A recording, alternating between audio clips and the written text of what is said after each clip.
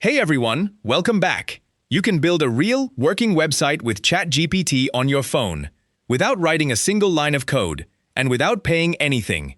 And you can see it running live inside the app. Open ChatGPT, tap the box at the bottom, and describe the site you want. I'm typing, build a one-page website for a coffee shop called Bean and Brew with a photo hero section.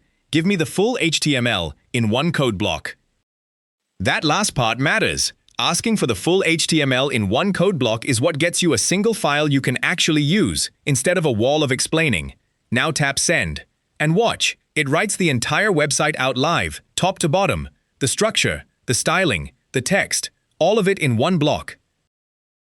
Give it about a minute to finish. Then look at the top bar of that code block. There's a copy icon, and over on the right, a play button. That's the one you want. Tap the play button. Now, because this page pulls a photo in from the web, ChatGPT asks to allow network access first. Tap Allow.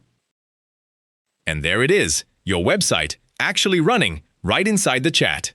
Now tap the preview itself, and it opens full screen. Scroll down, and the whole page is there. The photo header, the sections, the buttons, all of it.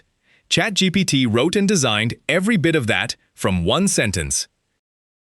Up at the top, you can flip between preview and code, so you can see exactly what it built. Tap the X to close. Now here's how you keep it.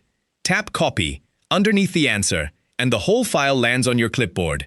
Paste it into any text app and save it as index.html. That is your website. And from there, it's yours to put online for free. That one file is all a free host, like GitHub Pages, Netlify, or Cloudflare Pages, needs to serve it on a real address. So that's the whole thing. Describe the site you want, ask for the full HTML in one code block, tap the play button on the code, allow network access, and tap the preview to open it full screen. One sentence, and you've got a working website.